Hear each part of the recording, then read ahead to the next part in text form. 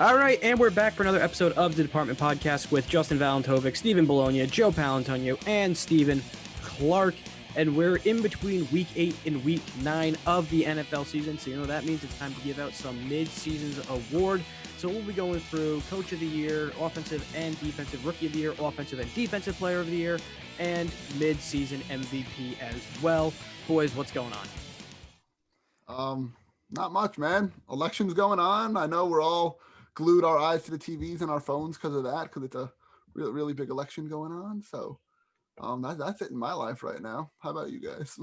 What's going on? Happy to be here. Dud of a trade deadline yesterday. Total snooze fest. Doesn't really matter. I don't think anything that's going to shift a playoff race happened yesterday, or didn't happen yesterday. So I'm looking forward to seeing how the rest of the 8 weeks playing out, and we're gonna get in the nitty gritty of these awards. Some of them I think we're gonna have some disagreements on, but I think there's gonna be some that are pretty held steady.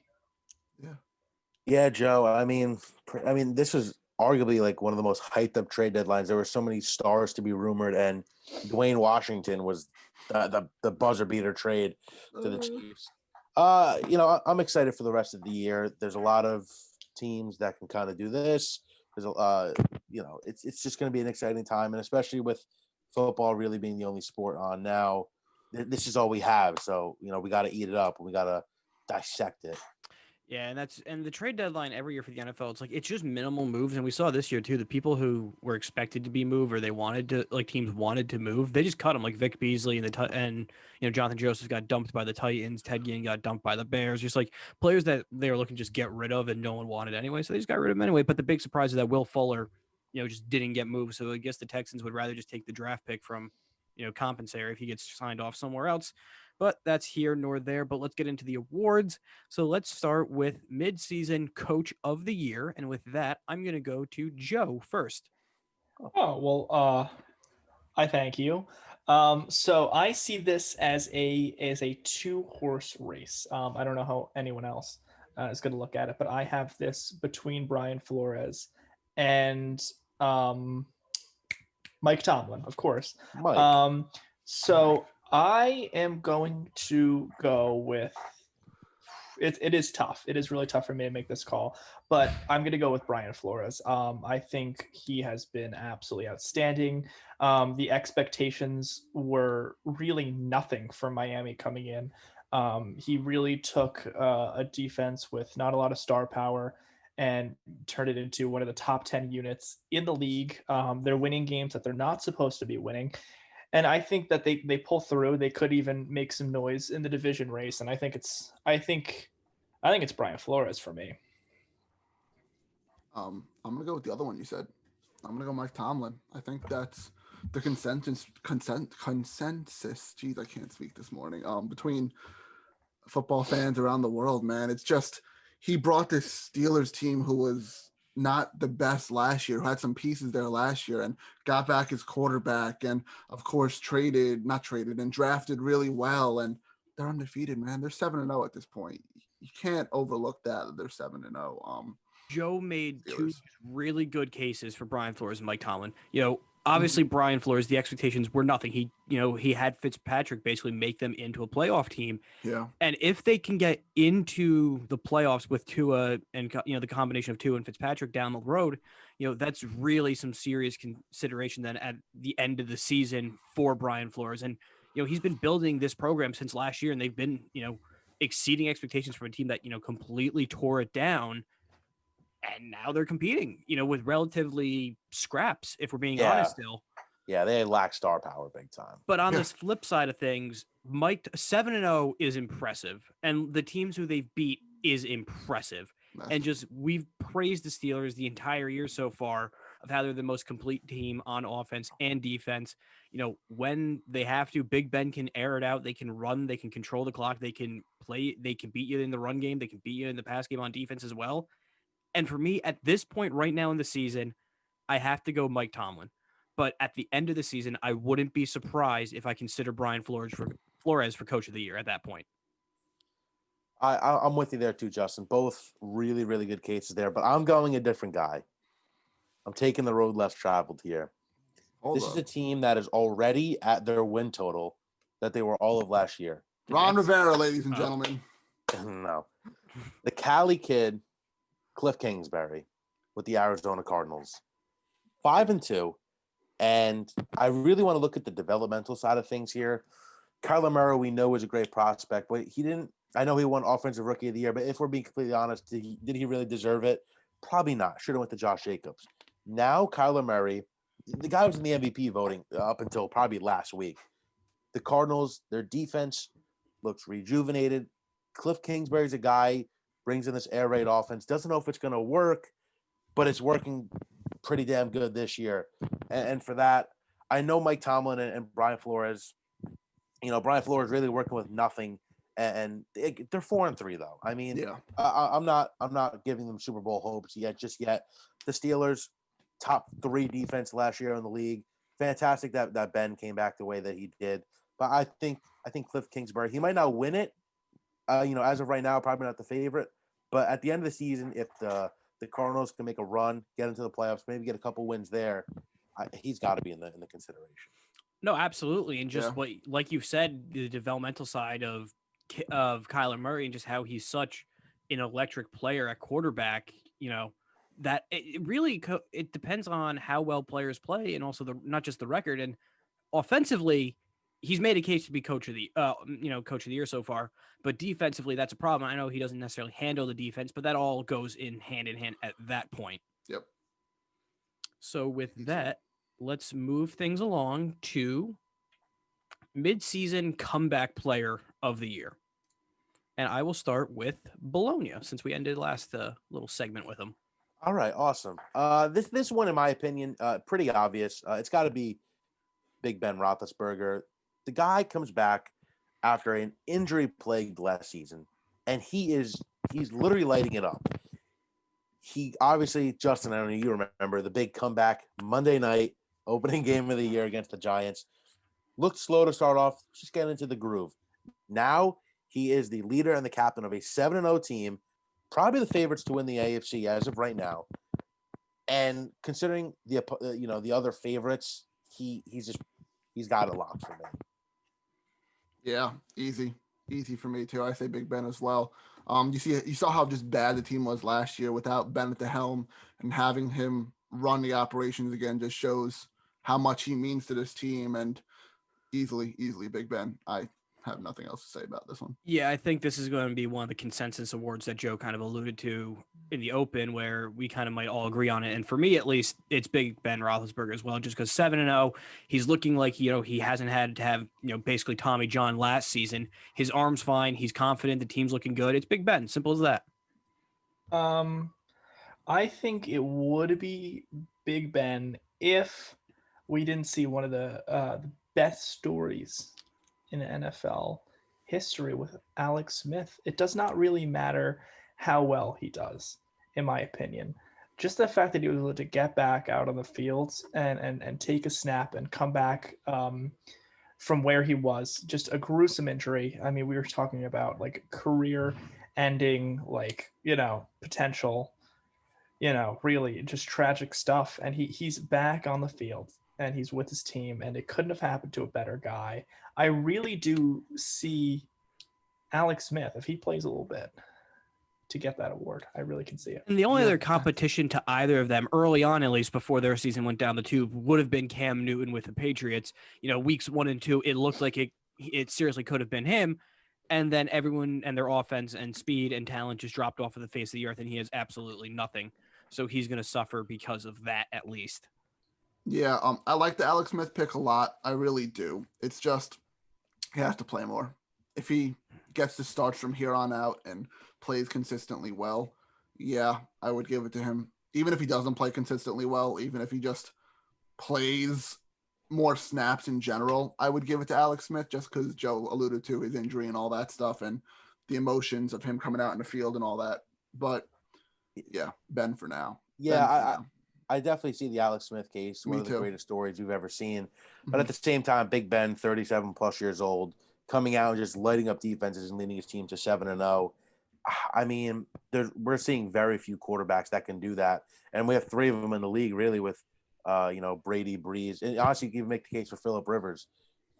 But I think what Ben's doing is definitely deserving of the award.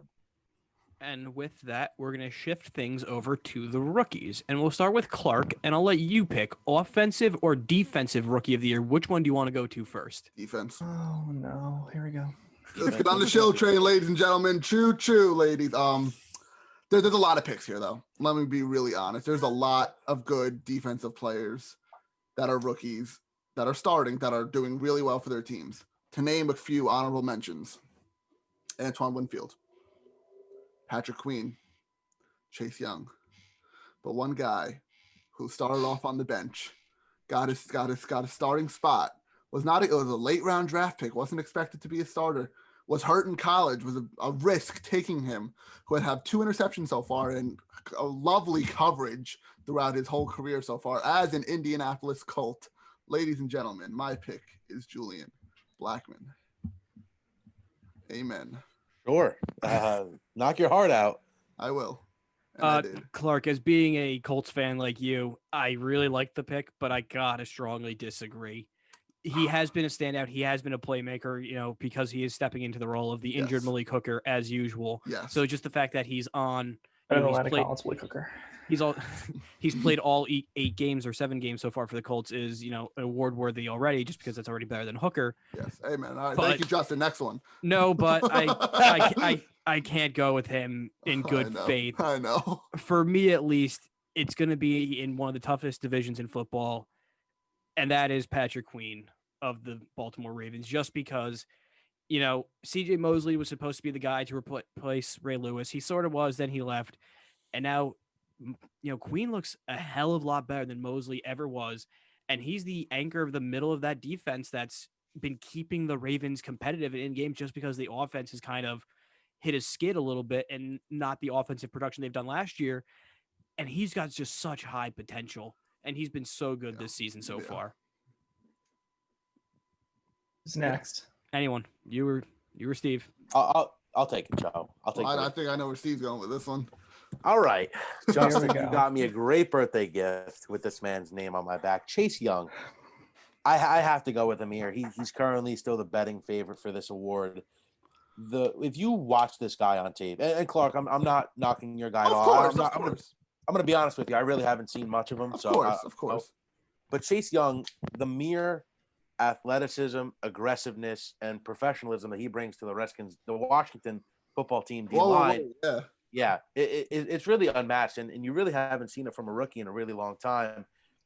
He currently has 2.5 sacks on the year, 3 forced fumbles, including the game-winning forced fumble in Week 1 against the Eagles, which we all remember. And the fact that this guy gets so many quarterback pressures, and he's double teamed every single time. He's great against the run. The Washington D line is so stacked, but this guy still finds a way to stand out. And for me, the sheer scare factor and matchup nightmare this guy is, you give him Rookie of the Year. Yeah, and just think, if he didn't miss, he missed 1 or 2 games with the groin injury early on? At least 2. I think it was 2, yeah. He would have a lot higher numbers than he already has. So to have still that production in, a chunk of games that he's missing is still a great sign. And with that, Joe, we're up to you for your pick. All right. So I have 2 options. I can either break the tie, or I can pave my own path. I'm going to pave my own path. I love it. I'm going to split us. I'm going to split us 1, 1, 1, and 1. I love that. I might be prisoner of the moment after Monday Night Football, but it is my opinion. Xavier McKinney, ladies and gentlemen. Give me a break. Antoine Winfield Jr. from Tampa Bay, lockdown corner, completely changed the look of that Tampa Bay secondary. The game-saving play. He looks great when he doesn't get a PI called against him. It wasn't a PI, but anyways. It's a game-saving play. I mean, the guy's been good all year. He's making a lot of noise, and he's starting to get some praise from the national people too. I don't be surprised if we see him hoisting the trophy. Well, and really, ever since the Rondé Barber, like since he really left the Bucks, they haven't had a premier like defensive back. Like they've tried and it just never worked out. And that was the biggest knock on this Bucks defense the past 2-3 years is that they have no secondary. And he's been, a back end anchor for them, really. Don't forget about Sean Murphy Bunting now, Justin. Another good of secondary course. guy right there. Jamal Dean. Yeah, I love how we all picked different people for this one. That just shows how good the defensive rookies are this year, and that we can't come to a consensus on that. So that's awesome. Yeah, that's really and cool. with that, I'll keep it with Joe for offensive rookie of the year. Who's your pick? Where are you going? This is tough. Here we go There's a lot of different ways we can go. The easy way to go is the quarterbacks, and I get it. They've been very exciting. There's a lot to like. I don't know. Personally, I think that I'm looking for pure dominance from a rookie, and we have not seen more dominance from a rookie in the NFL than Justin Jefferson in Minnesota. He has over exceeded expectations. He has been better than anything they could have asked for to replace Stephon Diggs. He's become the number one option over there, and he's basically unstoppable. I get going with the quarterbacks. Maybe if they won a little bit more, I could see it a little differently. But the way Justin Jefferson's consistently putting up,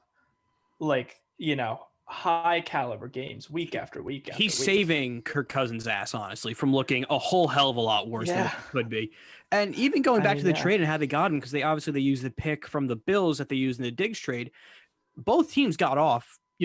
We never see a trade work out, perfectly even for either team. And quite frankly, it's almost, dead set even. Yeah. Yeah. And he's just proven like he's, we talked about the wide receiver class, potentially being one of the best ever.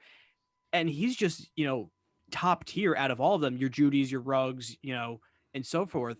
He's just a game breaker. And the best one by far. Absolutely. He's been better than Claypool, who's also going to make a lot of noise in this conversation. If Justin Jefferson continues this, we're talking about a guy who's going to have one of the top 5, one of the top 3. I apologize. Bless you. Thank you. One of the top 5, one of the top 3 wide receiver seasons in football. Compare that to a top 15, top 12 at best season from Burrow or Herbert. I don't know. It's just how I see it. And right now he's at, 563 yards receiving. So he's on pace for 1,000 yards as a rookie. Insane. Which is really good. Joe, my only issue, you spoke about consistency. And out of Justin Jefferson's 7 games, 4 of those, he's been held under 40 yards receiving and under 3 receptions. So show me the other 3 games. We could do this with anyone. We could do this with anyone. But as of right now, as we record this podcast, 4 out of these 7 games, he's been held under 40 yards. That's not a wide receiver 1. Granted, he had wide receiver 1 potential. I'm not telling you he's not. But if we're talking rookie of the year, it's got to be Joe Burrow. Call me guy that goes with the favorites, but it just has to be. We're talking about a guy that is taking worst, not to first, but stepping in the right direction. Justin Jefferson steps into a good system with a somewhat decent quarterback, with a great receiver on his other side of him to mentor him. I don't know. I just think Joe Burrow, he's doing a lot more with a lot less. And he's doing it in dominance. He might not be winning games, but he's certainly keeping the Bengals close. Yeah, they just I don't know. first place Joe Titans Burrow last week. Joe Burrow 1, 2, 3, 4 games with under 65% completion percentage. Joe Burrow, we got 1, 2, 3, 4, 5 games with under 100 passer rating. I don't know. It's the consistency there. I think if you're throwing for over 300 yards almost for a majority of your games and keeping your games close, granted, you blow a couple leads here or there and beating the first place Tennessee Titans last Sunday and just exceeding expectations for a very crappy Bengals team. Got to go Joe Burrow. You got to go Burrow for this award. You got to go with a quarterback for this award, Clark, but it's not Joe Burrow. Well, It's maybe. the kid out in California, Justin Herbert, There it who is. he almost has 2,000 Justin. yards. Yeah, exactly. He almost has 2,000 yards, and that's without 2 additional starts or 1 or 2, whatever it was before Tyrod got stabbed by his own medical staff, basically. And he doesn't turn the ball over. He's got 15 touchdowns to 5 interceptions. A 76 QBR, that's pretty good. But he's just looked dominant, and he's looked legit. Not saying Joe Burrow hasn't, but just the added factor of Justin Herbert's a lot more mobile and can do a lot more than Burrow can with spacing, with stretching the field downfield, with throwing it. It's got to be Justin Herbert. He's turned. And I think they're going to end up winning more games.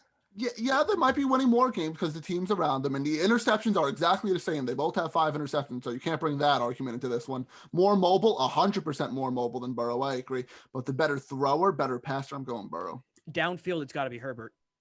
Yeah, because the receivers can't get open on the Bengals because they're garbage, every single one of them. Receivers are not. He's not taking the shots though downfield. Why would you take a shot if I know, Justin, you play Madden a lot and you like throwing it into double, triple coverage all the time. So I know you like taking shots downfield like that. But if they're covered in downfield, you don't throw the ball. That's veteran presence right there. I know, but same thing with Herbert. No, but same thing with Herbert. He knows he can take those shots, and they work majority of the times with Mike Williams or Keenan Allen downfield.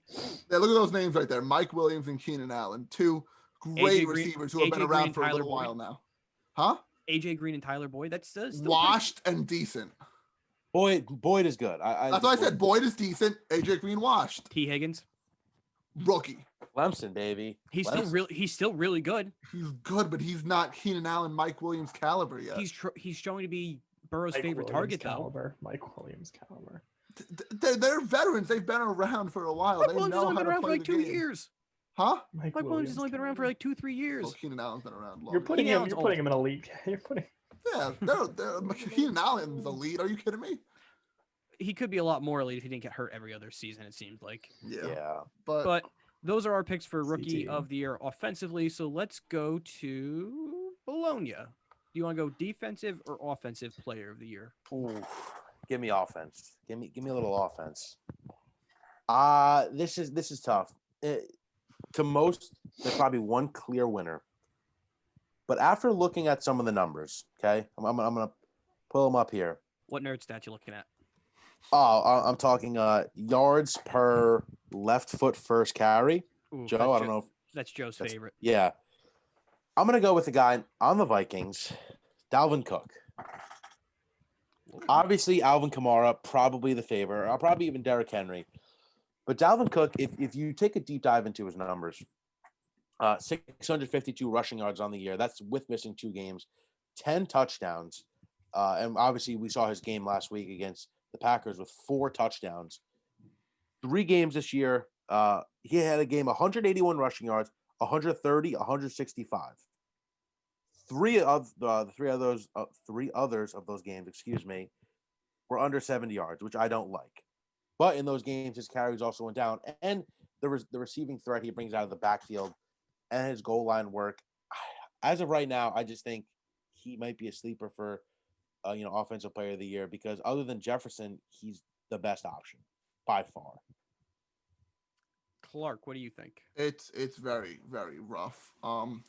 There's a lot of, I'll always look for a player that kind of has to do a lot of the work on his own. Dalvin Cook is a very good example of that, but I'm going with the other one. Steve said I'm going with Alvin Kamara just because he's been doing it all for the Saints. Breeze is starting to get a little bit washed there.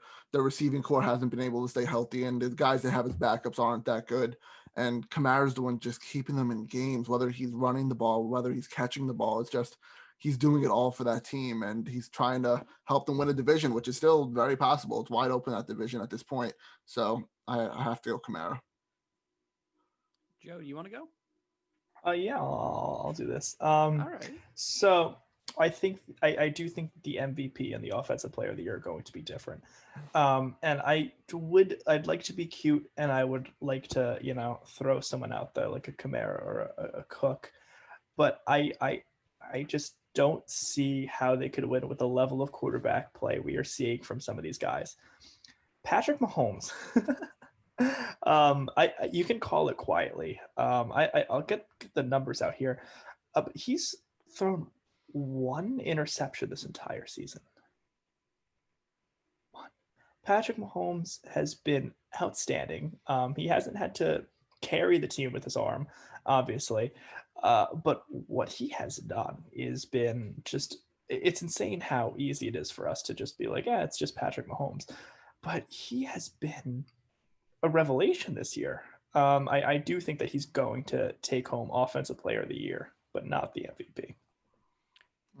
I'm going with a name no one's really mentioned this whole little segment, and that's the game breaker up in Seattle, DK Metcalf.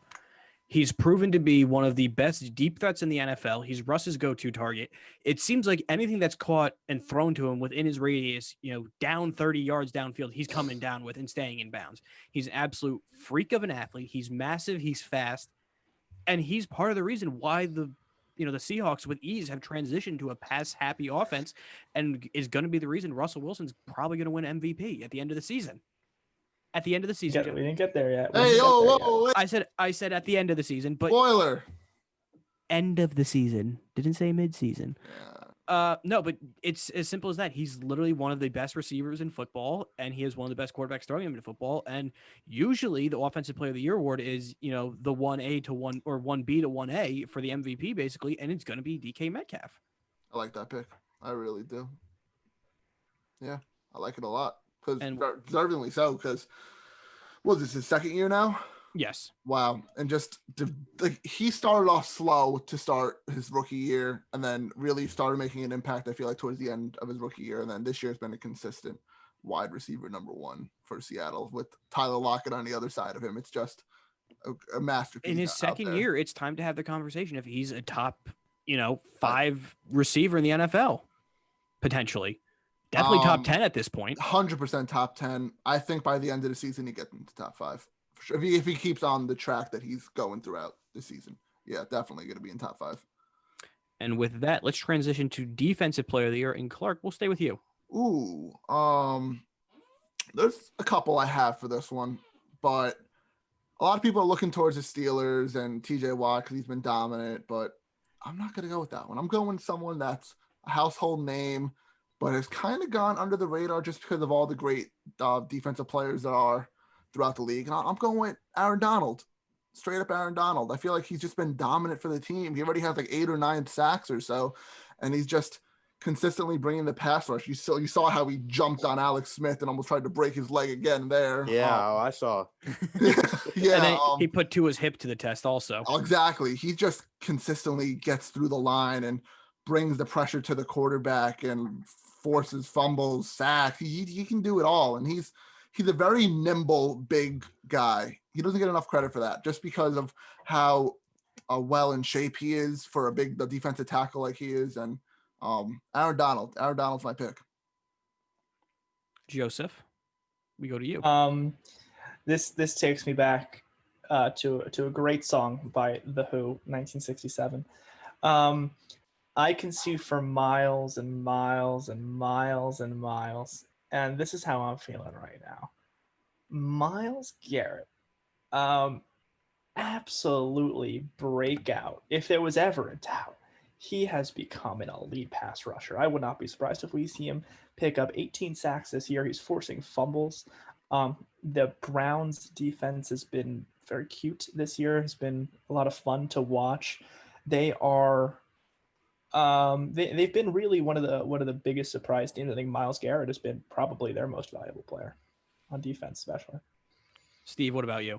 Yeah, I couldn't agree more with Joe. Yes, Aaron Donald, probably the favorite. But I don't know. Myles Garrett is proving to be just a game wrecker, and he's done this his entire career. So for me, the Browns D-line really doesn't have anyone else. He just stands out. He's dominant. Give him to me. So for me, I'm going to keep it in the North. I'm going to go with the Pittsburgh Steelers, but not the one Clark mentioned, but someone Clark is very familiar with. And since he's come over to Pittsburgh, he's turned their defense from not floundering, but, a good defense to an absolute elite defense. He has 2 game-saving plays this season alone, and that's Minkah Fitzpatrick.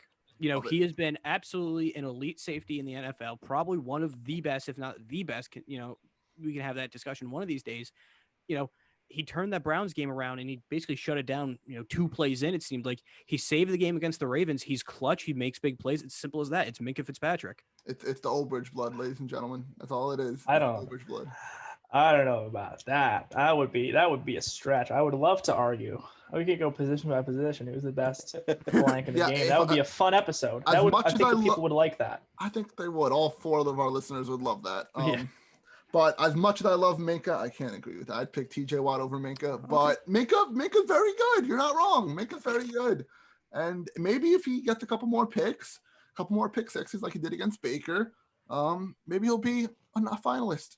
Yeah. Very possible. I think it's possible. I'm not going to count it out at all. I think it's possible, but I don't know. But one thing I do know is that our Zoom timer is winding down. So Hey, with that, we are on our last award, the MVP award. And with that, we're going to start with Joe. I mean, it's very funny because Russell Wilson has never gotten an MVP vote before. He will get all of them this year. I don't see any ifs, ands, or buts about that. He has been an absolute revelation. And I think that he's basically carrying the Seahawks to what could very well be a division title. It's just about time. I mean, no one has stopped him. Of course, last year there was that he was also playing close to this level, and then he dropped off substantially, and that could happen if they continue asking him to throw 40, 50 times a game. But as of right now, the way I see it, it's his. It's his. Yeah.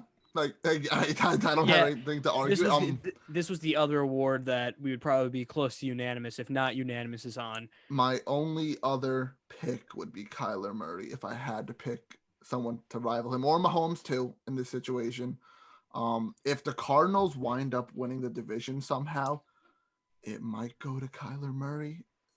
Russ would have to play horrible if The big difference is Kyler keeps it on the ground a lot more than Russ does, and majority of Kyler's touchdowns are on the ground while Russ is doing it through the air, and that's where you can kind of give the edge to the traditional quarterback position because he is airing it out. For me, it's Russell Wilson. Me Simple too. as that. Me too. It's Russ Yeah. for now. Yeah, too. I'm gonna go Russ as well. Just the way how high powered this offense is, with really no run game, very depleted offensive line.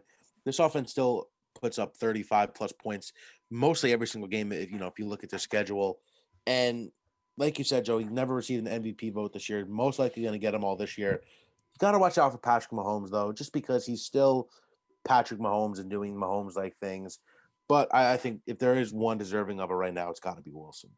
Yeah, and that's that for our awards. We'll be back definitely at the end of the season for a little bit of a wrap up, and that'll wrap up this episode. Later on in the week, we have our NFL picks followed by a wrestling recap, and then we're back onto another cycle of going through the motions. But with that, Clark, hit us with the old outro. Yeah, guys. Thank you all for listening to the Department Podcast. Like Justin said, we have a lot of things planned coming up. Baseball's coming up, wrestling's coming up, a betting episode's coming up. So stay tuned for all that fun stuff. And to be able to watch and listen to that stuff, you have to subscribe on YouTube, Apple Podcasts, and Spotify. Leave a comment. Let us know your favorite part of the show. We like interacting with you guys either through DMs or comments, either one. We like interacting, getting your opinions on the subject matter. Make sure you follow us on our social medias on Facebook, Twitter, Instagram, and TikTok at Department_pod. Like I said, stay tuned for that stuff, and we'll see you in the next episode.